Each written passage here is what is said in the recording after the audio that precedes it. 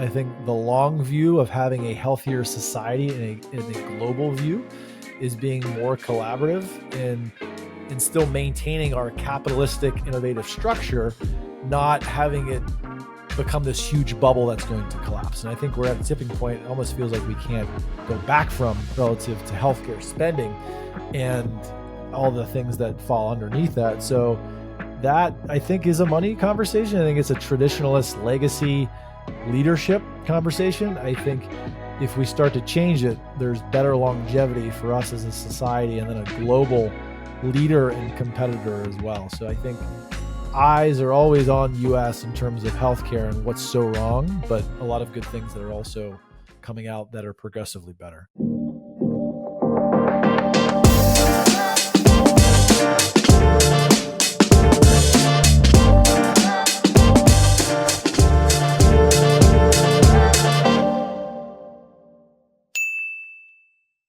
All right, guys, welcome back to a brand new episode of the Hart Hustle podcast. Now, today is going to be an incredibly special episode because I'm sitting across from an incredible leader here.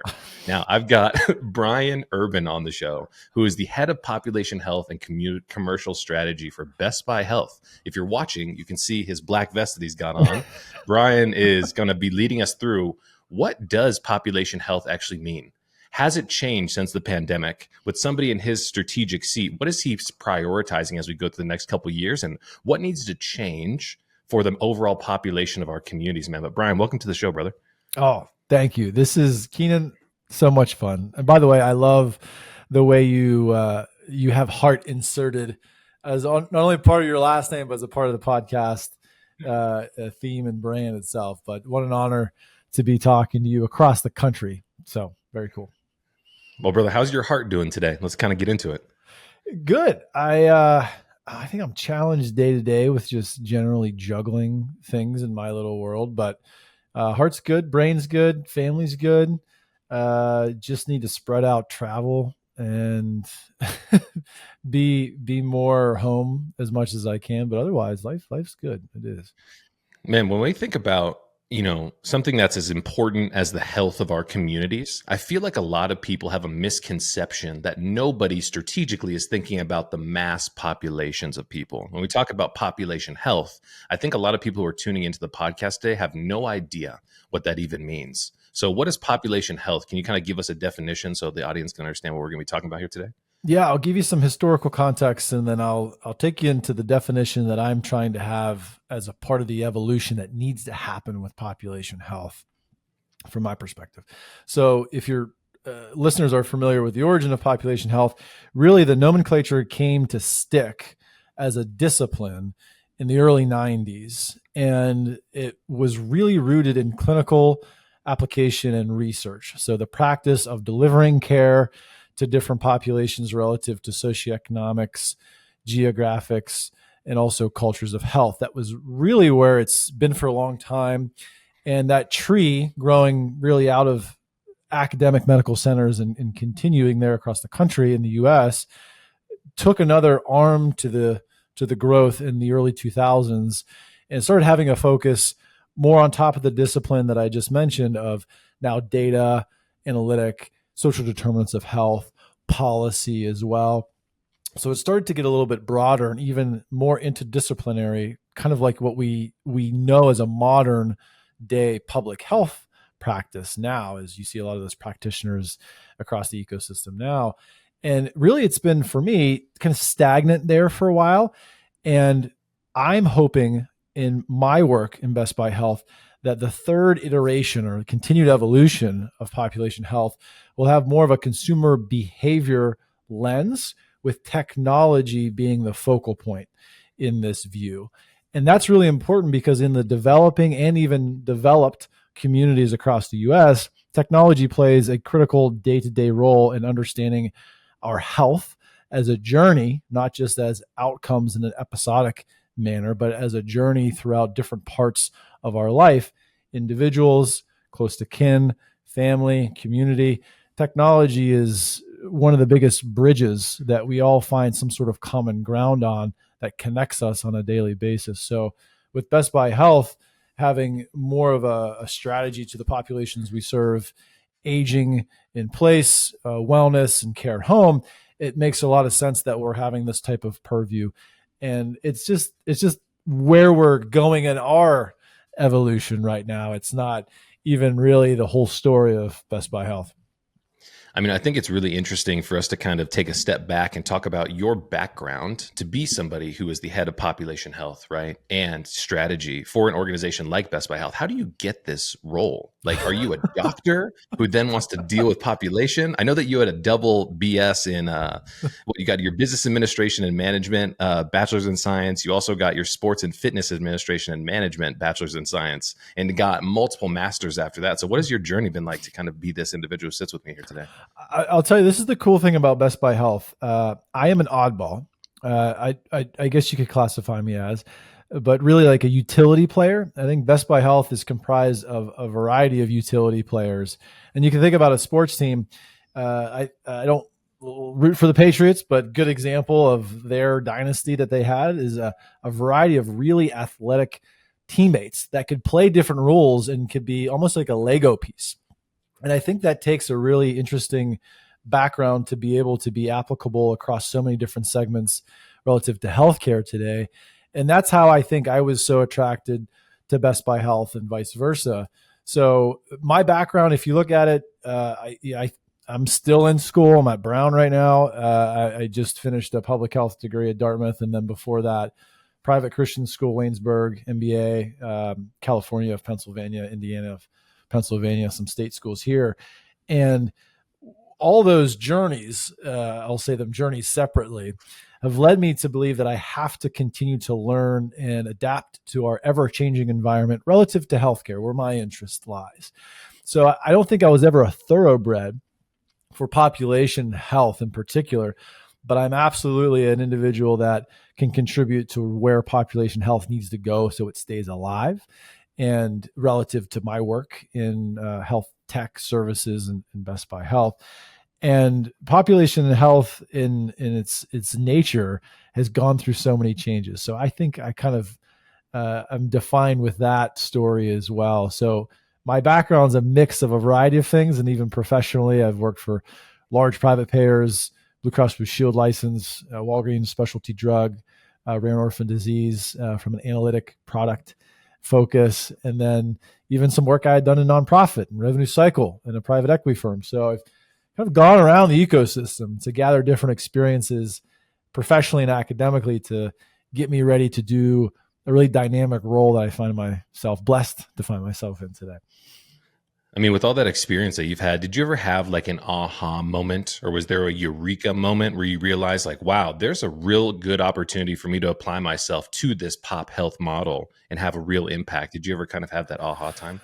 I did. It was probably coming out of my time with Cigna. I was there for about almost 8 years, did a variety of roles.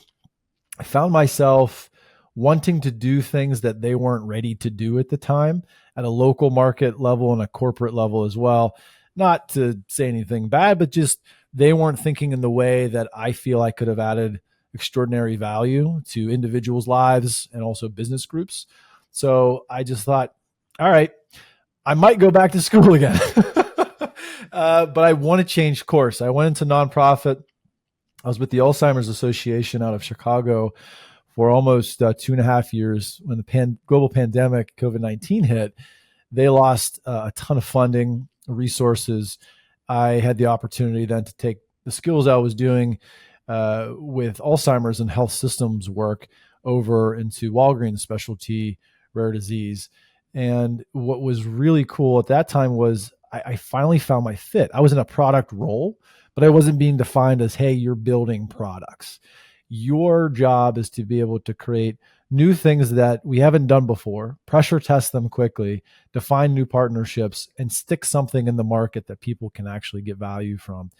And I was put on this project to build an SDOH analytic engine using a bunch of desperate data sources, credit bureau, raw data sources from there, claims banks, charge master data, demographic, the social variance index that's publicly available, putting all these different data sources together to show more of a whole view of what's impacting an individual's medication journey and their adherence to it, the efficacy of the drug, and also education literacy alongside that, that it was a critical project for me to say, wow, there's such a deeper thing that I could do, and public health might be it. Because at that time, population health, there were a few really good programs, more residential in nature. Me not willing to move at the time with a young family just didn't work out. So I found a great hybrid program, Dartmouth Clinical Practice, the institute there, and spent the next 2+ years really finding my discipline within public health that took me to population health as a subset of the education I received there. And that aha moment wasn't like a moment. It was like a multi-year like that. It took me a while to be able to ping pong a little bit to land me in the right place. But leaving Cigna was critical because it took me out of a market management role of simply just designing a high performing network of providers and underwriting policies for insurance to a accelerating impact level and actually helping people. Not to say they don't, but it wasn't a fit for me and what my skills were going toward. So it was an aha multi-year experience for me. Hopefully that helps resonate with some of your listeners.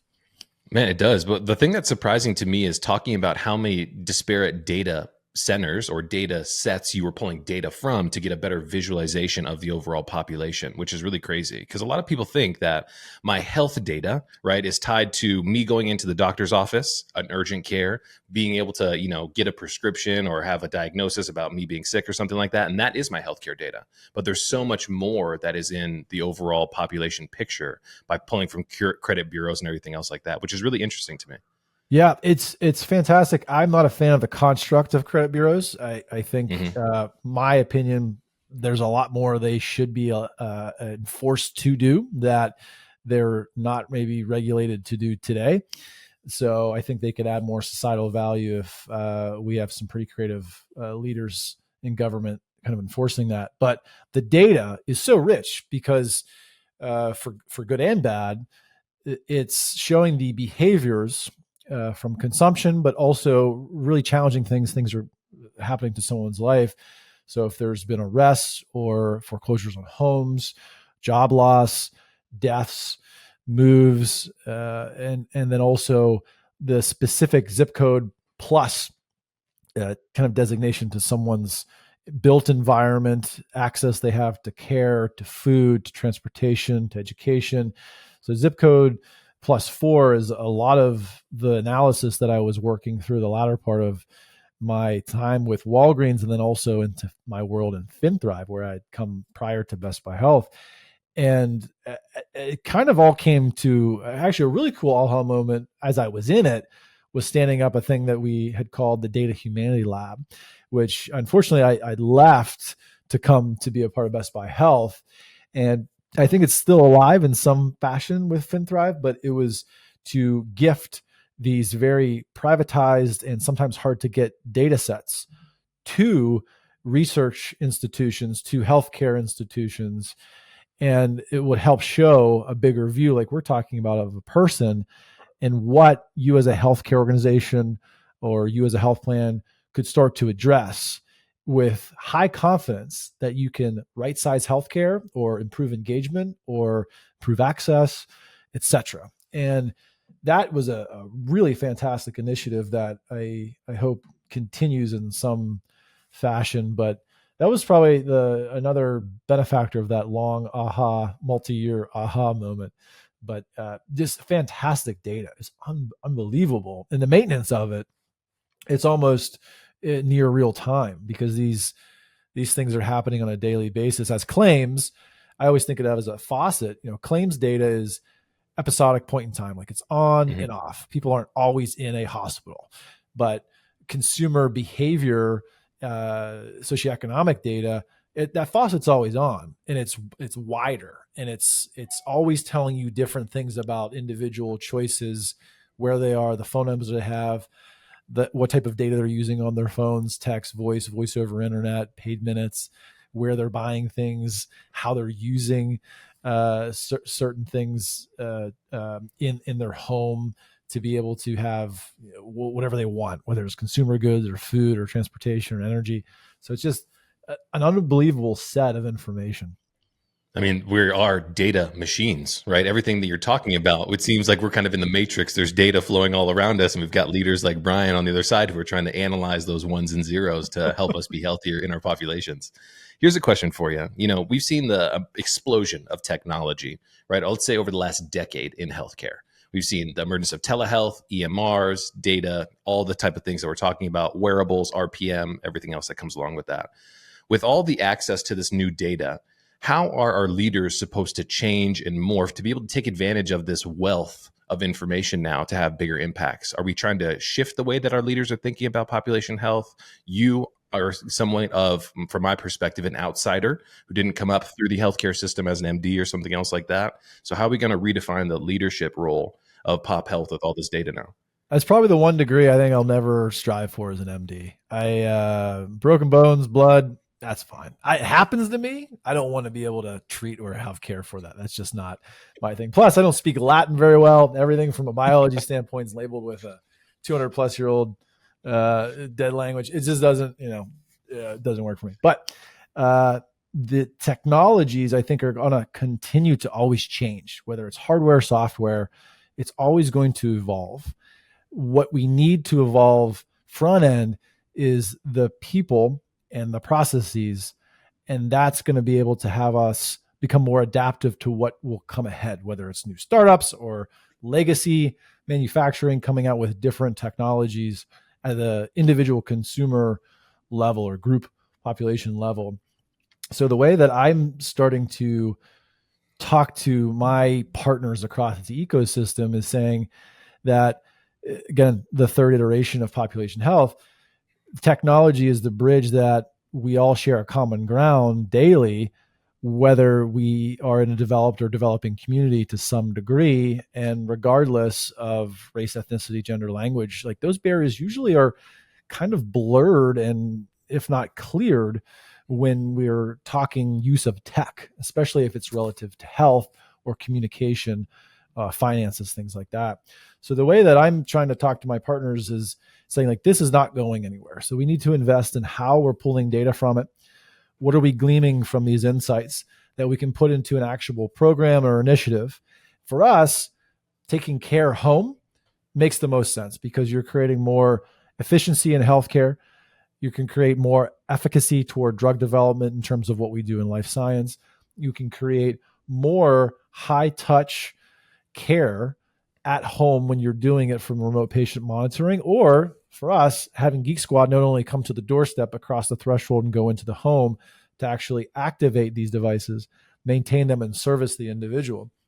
So it's kind of a completely different way of thinking about how a retailer is involved in someone's life and is now coming into someone's health and how they're influencing in a positive way. So it's taking the world of health and looking at it at an individual's perspective of what are they doing in their lives, because going to a health center is a need if it's a complex case or if it's of a terminal disease as well, but that can also be managed in certain regards at home. So it's taking what an individual is experiencing and understanding it more. And really for us, I mean, we're leading with our best strength, which is not our footprint necessarily. It's our people force, but it's enabling technology to enrich and save lives. It's like, it's our sweet spot. And I think you've seen maybe some failures of that in other retail organizations that have tried to provide care. And providing care in the US is extremely complicated. And the payment methodologies, let alone reimbursement pathways, are extremely complicated and have a lot of risk associated with all parties, mostly. So that's a lot of information, but that's the way that we're starting these conversations and saying, what can we use to help change the care experience and health improvement through technology and services? And that's the way we have to start thinking about it. Is we don't have enough gerontologists, primary care, oncologists. It's a huge gap that we're going to see happen in the US, let alone globally. So how do we fill that? It's not just tech, but it's blending tech and human services that can be done remotely. Well, I'm also really interested in I wouldn't say the intersection, if you will, between consumer behavior and the catalyst of the pandemic. Everybody before the pandemic normally thought that you had to go into the clinical environment, doctor's office, hospital, urgent care, whatever that is, in order to receive services. Then overnight, everybody became very good at video chat. Telemedicine exploded. At the same time, we saw a lot of consumer technology in the self-serve modality of you can get technology in your home, you can use it yourself, get the results without having to have the labor or the sacrifice of traveling different places.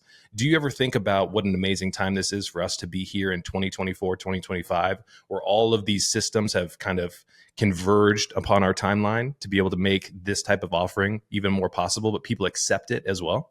It's insane to think about this even, and you know this because you're an entrepreneur, you started a telehealth company yourself. Even when I think about the start of Medicaid, Medicare in the 50s and really the strong establishment in the mid 60s, like what they were trying to do was just trying to do a good thing, support the economy, get people access to healthcare. And at that time, things were affordable.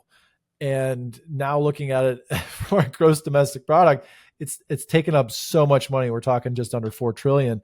And the way that things are changing with access, it's almost like we have a lot of access points. But now we're trying to cross the threshold of improving digital literacy to really fix any gaps that we have remaining in access. And that is challenging because you could be urban, you could be hinterland, you could be rural. There are still a lot of populations that have high needs relative to accessing technologies and hardware or software, and then the people that help them on the other side, like telemed, like remote patient monitoring. There's also a trust component there too. That's a very tough to acquire currency for healthcare and health plans, especially health plans right now. When you look across NPS scores year over year in industries, there's a lot of utility companies that still rank higher than health insurance plans relative to experience and engagement and desiring to communicate with. That says a lot. And it's a really interesting time we're in now that we have these emerging technologies. I think we'll see a lot of them fade out and the strong ones stick in terms of popularity, ease of use, and adoption for payment to and reimbursement from government to private and to Blue Cross Blue Shield entities to healthcare for utilization and coordinating care. So we're at this just crazy time. And I think if you would have told me, hey, one day, Brian, you're going to work for Best Buy, I would have said, that's an interesting turn of my career. But everyone now has, I think, an idea of what they want to do in health. I think every industry across the US in particular has an obligation to help the health side of their consumers. So it's finally just more of an awakening for a lot of people in the US, a lot of employer groups, a lot of businesses. It's interesting because I had an amazing individual, Dr. Jay Sanders, who is actually the founder and president of the American Telemedicine Association on the podcast. And we had a conversation, which is really interesting. I talked about my journey of starting my telehealth company in 2014 because Assembly Bill 292 is passed, a bill in Nevada that says you can have a virtual interaction. Doctor can be paid as if you're in the office. I say, have you ever seen anything like this? He said, Keenan, back in the 60s, I was having these conversations when I was a resident at Johns Hopkins, and we thought that the intersection of technology was going to be happening in the 70s, but we're still pushing this out decades and decades and decades in time. He said one of the biggest challenges that we came across was the leadership in healthcare didn't want to adopt technology. We've seen that the space in itself is like kind of turning a cruise ship. It takes a long time to get ahead of like technological waves. So do you ever find yourself frustrated, Brian, with any type of healthcare leadership? Or maybe just saying we need to move a little bit quicker to take advantage of these things while they're right in front of us? Yeah. And for me, because most of my career has been inside the payer realm, I've always had frustration with us adopting and changing aside from just simply acquiring. And my old firms in my health plan world, that was the kind of especially in the private plan like Cigna, it was to kind of stack on top of your revenue, new generating revenue opportunities, which is usually merger and acquisitions if you can't do something in-house. So they went through a few at the time. MD Live was one of them, among some other smaller tech firms to create more access and I think more streams of revenue for themselves. So that was really the peak of innovation that I saw at my time there, which was frustrating because for me it was like, well, that's that's easy. But for us to build something new, a movement that means something that could create a legacy that spans generations, that is so rare to find. I think you find that across certain organizations. I think Kaiser has done that really well for a long time. I think you're starting to see some other health tech firms do that in their early days here, is create generational spans of value for people having new things in their life to create them more healthy and more happy and quality of life as well, and understanding health. So I think my frustration has always been on the health plan side to be able to say, there's better ways that we can contract services with providers other than just rate sheet negotiations or pushing them to value-based care, but they still want to stay in fee for service. There's a better way to share data. I think back in the early 90s, you can, just as a quick example, providers got burned for capitated payments. They just didn't have any support from the payers at the time to say, here's data on people's behavior that is affecting their healthcare utilization, that's affecting your ability to actually get paid and be profitable. So I think now we have the ability to do that, and the collaboration's still not there. And that's my frustration, is the collaboration on both parties, particularly health plans and providers. It just needs to be, even if it's an IDN, integrated delivery network, sometimes those sides don't talk well to each other. Some of them do, but most of them not too great. So I think the collaboration silos need to really break down, come together. And that's the biggest frustration. But through what you're saying, and even the emergence of now technology into health, I think RPM service models that go in homes, that is going to continue to break down those walls and really bridge a lot of the collaboration that we've been hearing about for like really the last decade, in particular, payer provider collaboration. I think that's a solve to it, or it's a big progress to having solutions in pockets for certain payer and provider organizations. So I'm really hopeful of that. That's been my frustration, is true collaboration off balance sheet, like people first, not patients or members, but just people first. If we can just get that down, we'll be all right. Everyone will make their money, but like that's the shift in focus that I'm really hoping will happen through technologies like RPM, et cetera. Is this a money conversation? You know what I mean? If you've got an 800 or two 800-pound gorillas in the room, you know what I mean? Each of them is going to take their resources. Often they're probably not going to share. Do you think that that's kind of what's happening across our communities, is why we're not getting the data share, why we're not getting the collaboration? Because it's coming from a scarcity mindset? That's a great question. I think a lot of the existing leadership in these really large organizations is still very traditional in nature, and to the point that they have owners, they have boards, and those boards are still very traditional in nature of improving margins and improving volume. And I think that's one way to go about dominating a market. It's very traditional. I think the long view of having a healthier society in a global view is being more collaborative and still maintaining our capitalistic innovative structure, not having it become this huge bubble that's going to collapse. And I think we're at a tipping point. It almost feels like we can't go back from, relative to healthcare spending and all the things that fall underneath that. So that, I think, is a money conversation. I think it's a traditionalist legacy leadership conversation. I think if we start to change it, there's better longevity for us as a society, and then a global leader and competitor as well. So I think eyes are always on US in terms of healthcare and what's so wrong, but a lot of good things that are also coming out that are progressively better. I mean, how are we going to fix the state of our pop health, right, in the United States, as an example? You know, one of the things that I saw as I was doing a little bit of research for this was 74% of Americans today are being identified as being overweight, 40% of them being obese. 74% of our population being overweight. Seems like there's a lot of catalysts that happen when it comes to managing our own health, but also the costs that come into the healthcare system. So why do you think we're in such a negative place like that. Like having a population of your country that's dealing with some of those health challenges seems like it's a really tough place to kind of navigate from your guys' perspective. Yeah, I think context to the origin is important here, and then also a comparison to the rest of the world too. So, contextually, even some comments I made back about in the 1960s, really Medicaid, Medicare, looking to solve public health problems in terms of access and insurance and coverage, and like that, it was developed to be a good thing, not to be abused or necessarily expanded to the degree it has now in terms of spend. So us, in terms of growth, population growth, other countries have seen a lot of healthcare utilizations, but they've probably stopped in terms of their total GDP around the low double digits, like 10%, 9%, 8%.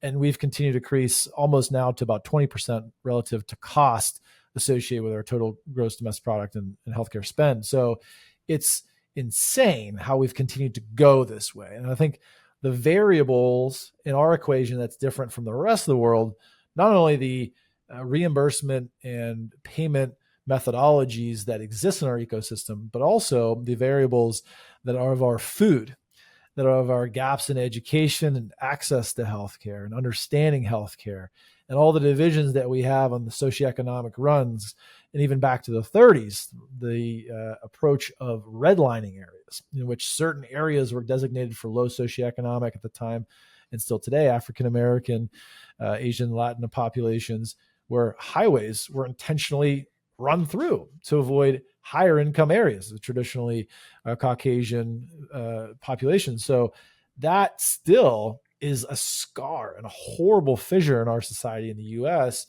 And we haven't even begun to fix things like that in terms of population health. So we have Band-Aids now. We have RPM. It's a Band-Aid. It's a really good Band-Aid. We have telehealth. It's a good Band-Aid. But societally, we haven't fixed these things and created any kind of means of increasing quality. So the path that we're on is just so incredibly dangerous. So just looking at our country's variables, especially with food, to your point, being overweight, I saw an ad the other day, just as a kind of anecdotal thought here. It was like 5 roast beef sandwiches for $10, and I was like, what? And I was like, what's the quality of that meat? It's affordable, but who are you affording it to, and how is their health being impacted on a consistent basis? So from, I think, the FDA perspective, we need some heavy hitters to actually fix stuff, food dyes as well. But it's the food and the access to these horrible foods that are becoming our way of life as a whole storyline for Americans. And that's really sad, because you think about those that can afford those foods, that's what they're going after. And it also impacts their literacy of how are they able to do more dynamic, healthy cooking at home relative to maybe the medications they're on. So pounding roast beef sandwiches is probably not going to help your diabetic 2 medication that you're on and help you stay on it, just as an example. It's scary. It's, for me as an individual, not a Best Buy health guy, it's the scariest thing in the world when I see in my area farms being knocked down and plazas of fast food places being put up. We place the wrong value on things in our society, pockets by pockets across the country. And I think that's the biggest contributor toward this continued metabolic syndrome that we have in the US. That's a different variable in our equation than other countries by far. Long way of saying we have a ton of behavior change and food change that needs to happen as a foundation of how we meet our basic needs and feed ourselves. And I think that comes with the start of a prioritization of education, right? Because we've seen education around the food pyramid and things change in our lifetime, which has been dynamically different. Taking your Best Buy vest and hat off in this instance, your opinion, what do you kind of think about the new administration with somebody like, RFK Jr., right, who's coming in, or Bobby, right? Talking about how he's going to work with the FDA. He's going to help us get healthier foods. He's not going to have us having all this additive stuff into our food in the Americas. Like, what do you think about that? Do you think that's a message, or you think that's a sustainable strategy? We're going to be able to do that kind of stuff because it's on the front of mind of a lot of people. I think food as an underlying component of how health is maintained and improved over time is critical for the U.S. to start to change. And I referenced food dyes and also synthetic sugars alongside that too. It's amazing that we've been able to make these types of foods in this country that are predicated on the model of almost being addicted to it. And it has this pleasure pain cycle. And one of my earlier degrees that we were talking about earlier was a study in bioenergetics, is like basically food energy properties relative to exercise and reducing metabolic syndrome. And my work back in the day was very basic. It was looking at the fat, salt, sugar triangle that a lot of food scientists use in these huge companies to be able to create the right balance to keep you coming back for more. And it's not just a flavor thing, but it's also a macro, micro kind of view at what a food digestible product is made of. And that there shows relative to healthcare ecosystem, we're putting profit first, not people. Mm-hmm. And I think if we would have more of a long range view, if you have consumers living longer, they'll be buying more. Makes sense to me, just basic math. So if you're having healthier things to improve and increase their life and their quality of well-being, then they'll probably keep coming back as consumers long term. Where we have this weird sense of addiction to certain products relative to food and beverage in this country.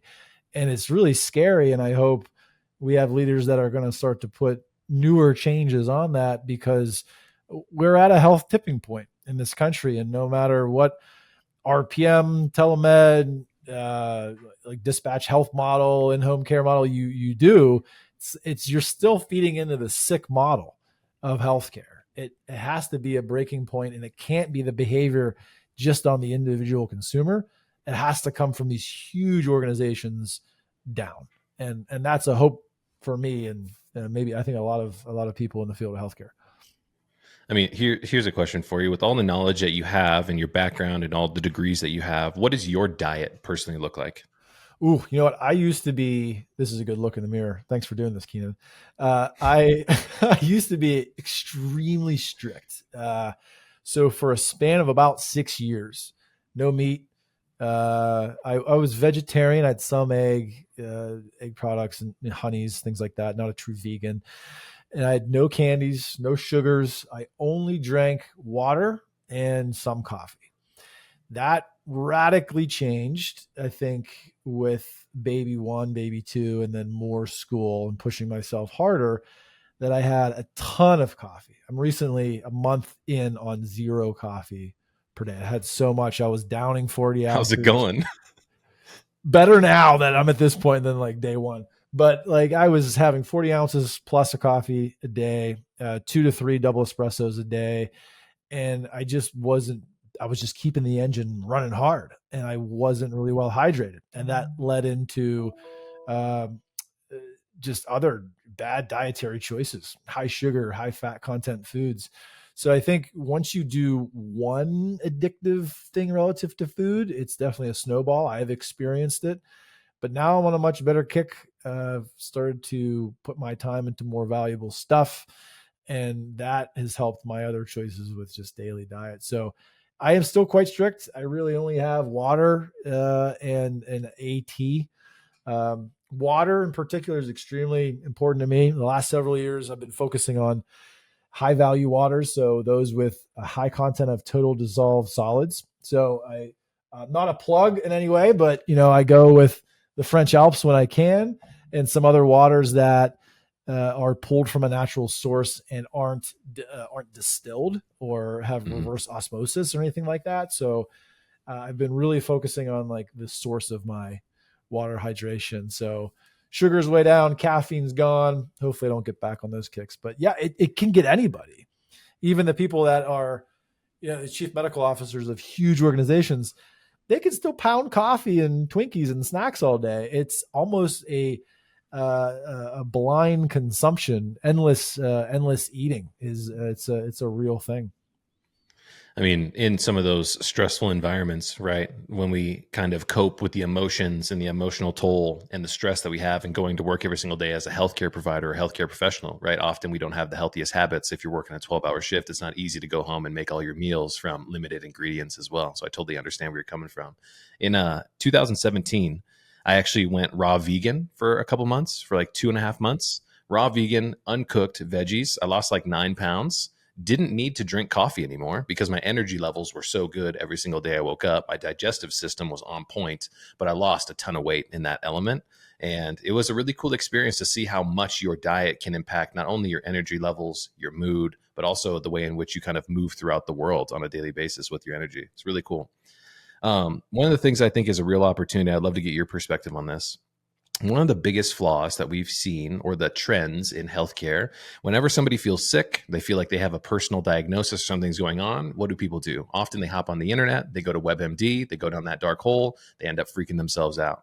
Is there a position for healthcare organizations and institutions to be a trusted source of information by leveraging tools like AI or conversational AI tools to be able to curate data, information, and have their community members come to them as a trusted resource, which only builds the relationship and reciprocity in the community instead of expecting people to go to all these disparate sources of health information?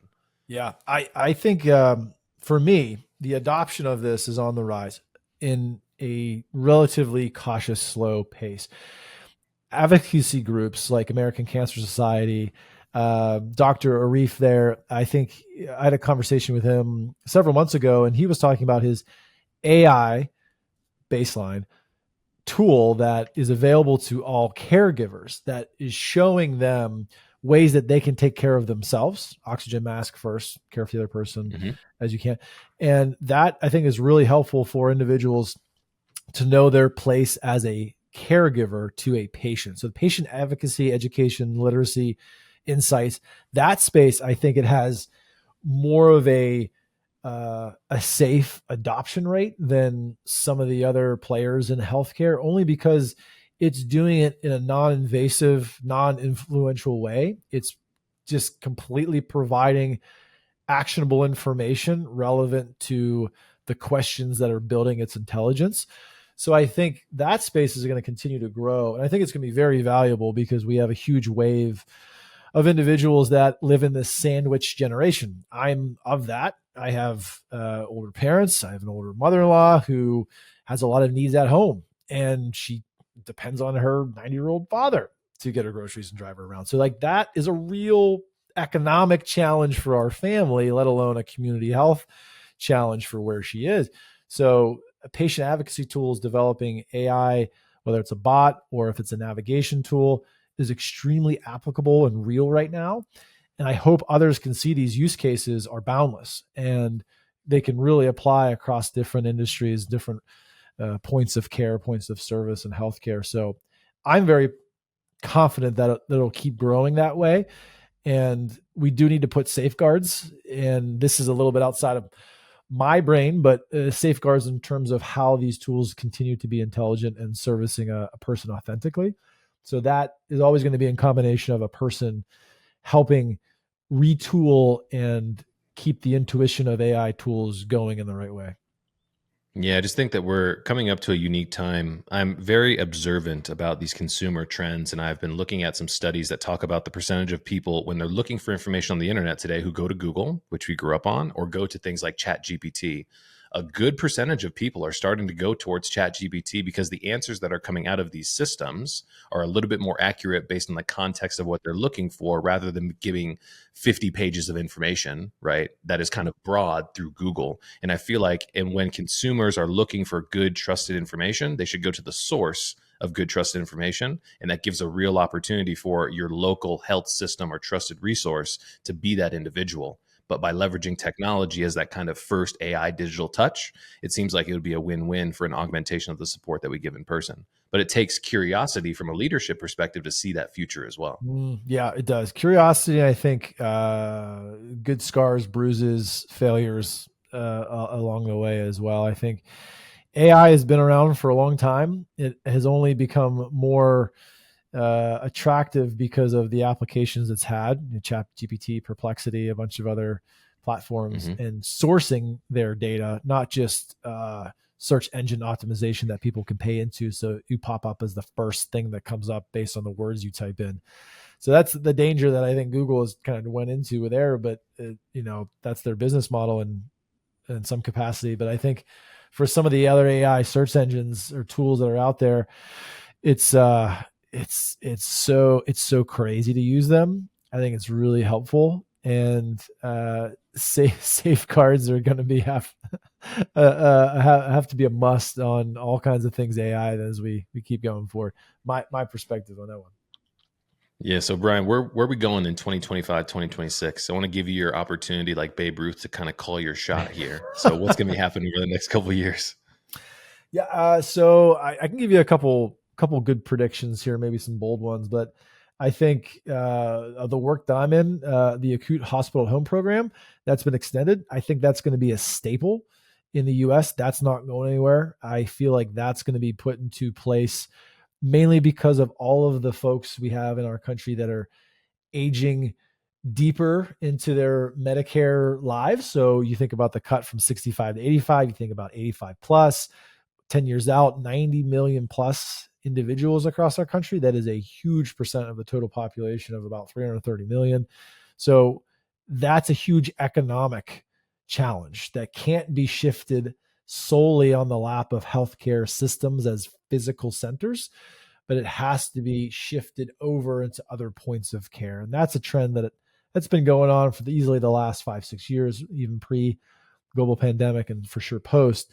So I see that program driving more value for technology innovations, service model innovations, food as medicine as service programs, things that will couple traditional therapies for people that are chronically ill and that are or even terminally ill. So I think that's a big thing that I see on the horizon 25 plus.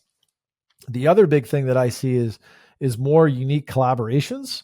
I think we'll still see a lot of merger acquisitions, but I think we'll see more unique collaborations using AI that will tell healthcare what individuals are doing on social media and how they're influenced as part of their mental behavioral health, and what healthy choices they can make to be able to offset some of the content that they might be either vulnerable to or continually exposed to. I think we'll start to see a hard play into how health plans will adopt certain AI tools that will help people become healthier in their social media interactions, because there's a tipping point there that I think we've definitely maybe surpassed, let alone reached.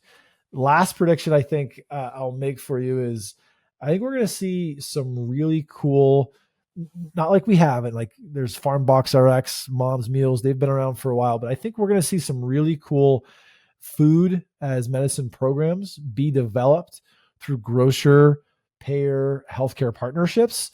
I mean, there've been a few out there, Albertsons, Kroger's, Walgreens, CVS, I think to a certain degree, but I think you're going to see more of those collaborations on how can we get better access to better foods, not like snack foods like Twizzlers and stuff like that, but real food that has high macronutrient content to help people stay on medication, improve their condition, get off medication, stay out of healthcare systems, and age well and live in their community and home. So I think those programs are going to just be lit on fire the next few years. And starting in 25, I think they'll continue to trend upward. If we had an opportunity to hop in a time machine and go back 10 years, and you had an opportunity to sit across the table from a younger version of Brian and give him some bold advice to navigate the future, what would you tell him to do? Honestly, I would say be with your family in the place you love and don't spend money.